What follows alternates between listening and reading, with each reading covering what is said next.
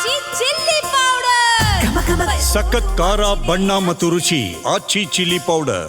Hipparagi barrage ಗೇಟ್ನಿಂದ ನೀರು ಪೋಲಾಗ್ತಾ ಇದೆ. ಕೃಷ್ಣಾ ನದಿ ತೀರದ ಜನರಿಗೆ ಆ ಮುಖಾಂತರ ಸಂಕಷ್ಟ ಎದುರಾಗ್ತಾ ಇದೆ. ಆಕ್ರೋಶ ಕೂಡ ವ್ಯಕ್ತವಾಗಿದೆ ಜನರಿಂದ. ಹಿಪ್ಪರಗಿ ಬ್ಯಾರೇಜ್ ಗೇಟ್ನಿಂದ ನೀರು ಪೋಲಾಗ್ತಾ ಇರೋದು ಕ್ರಸ್ಟ್ ಗೇಟ್ ನಂಬರ್ 22 ತಾಂತ್ರಿಕ ಕಾರಣದಿಂದ ಸರಿ ಇಲ್ಲ. ಹೀಗಾಗಿ ನೀರು ಹರಿದು ಹೋಗ್ತಾ ಇದೆ. ಜನರು ಆಕ್ರೋಶವನ್ನು ಹೊರಹಾಕ್ತಾ ಇದ್ದಾರೆ. ಇದೀಗ ಚಿಕ್ಕೋಡಿ ಉಪವಿಭಾಗದ ಜನರಲ್ಲಿ ಕಿಡಿ ಹೆಚ್ಚಾಗಿದೆ. ಕೃಷ್ಣಾ ನದಿ ನೀರು ಖಾಲಿ, ಅಧಿಕಾರಿಗಳ ವಿರುದ್ಧ ಕಿಡಿಕಾರ್ತಾ ಇದ್ದಾರೆ. ಬ್ಯಾರೇಜ್ ಗೇಟ್ ಬಾಗಿಲು ರಿಪೇರಿ ಕಾರಣಕ್ಕೆ ಒತ್ತಾಯ.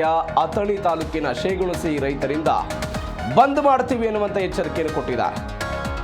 ಬಂದ್ ಮಾಡ್ತೀವಿ ಎನ್ನುವಂತಹ ಎಚ್ಚರಿಕೆಯನ್ನು ಕೊಟ್ಟಿರುವುದು ಅಥಣಿ ತಾಲೂಕಿನ ಶೇಗುಣಸಿ ರೈತರಿಂದ ಬಂದ್ಗೆ ವಾರ್ನ್ ಕೊಟ್ಟಿರೋದು.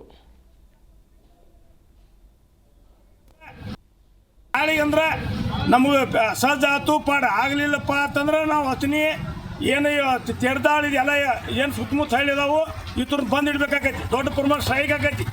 ಕಾನೂನು ಕೈಯಾಗಿ ತಗೋಬಾರ್ದು. ರೈತರು ಕಾನೂನು ಕೈಯಾಗಿ ತಗೋಂಗಿಲ್ಲ. ರೈತರು ಕಾನೂನು ಕೈಯಾಗಿ ತಗೋಕೆ ಹಚ್ಚಬೇಡ್ರಿ.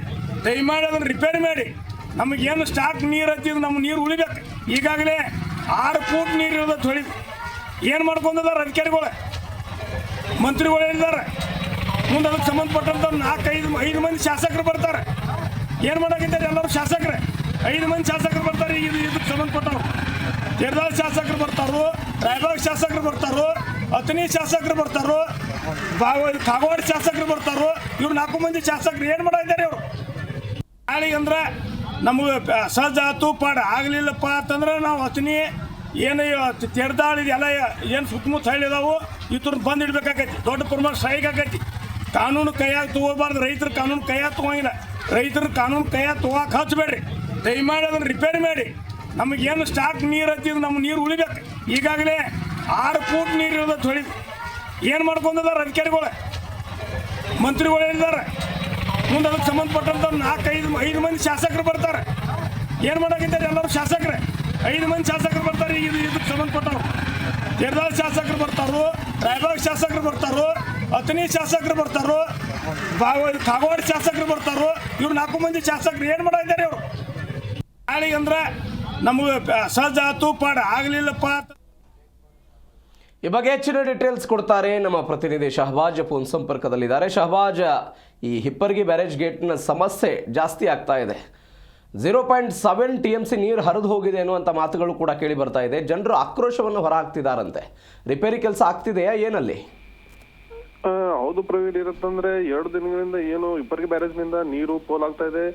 ಇದರಿಂದಾಗಿ ನಮ್ಮ ಕೃಷ್ಣಾ ನದಿ ಬಹಳಷ್ಟು ಉಕ್ಕಿ ಗಡಿ ದಾಟಿ ಹೋಗ್ತಾ ಇರುವಂತದ್ದು. ಬೆಳಗಾವಿ ಮತ್ತು ಬಾಗಲಕೋಟೆ ಜಿಲ್ಲೆಯ ಹಲವು ತಾಲೂಕುಗಳು ಇದರ ಮೇಲೆ ಅವಲಂಬವಾಗಿರುವಂತಹ ಸಂಗತಿಯು ಕೂಡ ಇಲ್ಲಿ ನಾವು ಗಮನಿಸಬೇಕಾಗಿರುವಂತಹ ವಿಷಯ ಪ್ರವೀಣ್. ಮತ್ತೆ ಏನಂತಂದ್ರೆ ಏನು 2 ದಿನಗಳಿಂದ ಒಂದು ಗೇಟು ಒಂದು ಅವಘಡದಿಂದಾಗಿ ರಿಪೇರಿ ಕಾರಣದಿಂದಾಗಿ ನಡೀತಾ ಇದ್ರು ಕೂಡ ನೀರು ಅಲ್ಲಿ ಕಡಿಮೆ ಮಾಡಬೇಕಾಗಿರುವ ಕಾರಣದಿಂದ 12 ಗೇಟ್ಗಳನ್ನು ಕೂಡ ಓಪನ್ ಮಾಡಿರುವಂತದ್ದು. ಅದರಿಂದಾಗಿ ಸುಮಾರು TMCಗಳು ಕೂಡ ನೀರು ಈಗ ಹರಿದು ಹೊರಗೆ ಬಿಟ್ಟಿರುವಂತದ್ದು ಪ್ರವೀಣ್. ಇದರಿಂದಾಗಿ ಅಲ್ಲಿ ಅಥಣಿ ಮಾಜಿ ಶಾಸಕರು ಶಾಜಾನ್ ಡೋಂಗರ್ಗಾಂವ್ ಅವರು ಕೂಡ ಅಲ್ಲಿ ಘಟನಾ ಸ್ಥಳಕ್ಕೆ ಭೇಟಿ ನೀಡಿ ಅವರು ಕೂಡ ಅಲ್ಲಿ ಇರುವಂತಹ ಅಧಿಕಾರಿಗಳನ್ನು ತರಾಟೆಗೆ ತೆಗೆದುಕೊಂಡು ಕಾಮಗಾರಿ ಬೇಗನೆ ಪರಿಶೀಲನೆಗೊಳಿಸಿ ಕಂಪ್ಲೀಟ್ ಮಾಡಬೇಕು, ನೀರು ಇನ್ನು ಜಾಸ್ತಿ ಹೋಗಬಾರದು ಅನ್ನುವಂಥದ್ದು ಕೂಡ ಅಲ್ಲಿ ಹೇಳಿರುವಂತದ್ದು ಪ್ರವೀಣ್.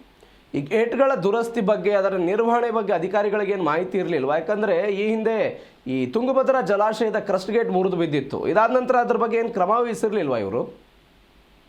ಪ್ರವೀಣ್, ಇಲ್ಲಿ ಗಮನಿಸಬೇಕಾಗಿರುವಂತ ವಿಷಯ ಏನಂತಂದ್ರೆ 2019 ಏನು ಪ್ರವಾಹ ಬರುತ್ತೆ ಅಲ್ಲಿ ಬಂದಾಗಿನಿಂದನೂ ಕೂಡ ಆ ಒಂದು ಹಿಪ್ಪರಗಿ ಬ್ಯಾರೇಜ್ ಮ್ಯಾಕ್ಸಿಮಮ್ ಲೆವೆಲ್ ನಲ್ಲಿ ಇದೆ. ಮಾತ್ರ ಯಥಾವತ್ ಇಟ್ಟಿ ಆ ಒಂದು ನೀರು ಇಟ್ಟು ಅದನ್ನು ಮೇಂಟೈನ್ ಮಾಡಿರುವಂತದ್ದು.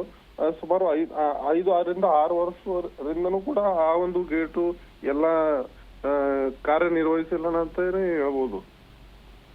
ಓಕೆ ಶಹಬಾಜ್, ಥ್ಯಾಂಕ್ ಯು ನಿಮ್ಮೆಲ್ಲ ಡೀಟೇಲ್ಸ್ಗೆ.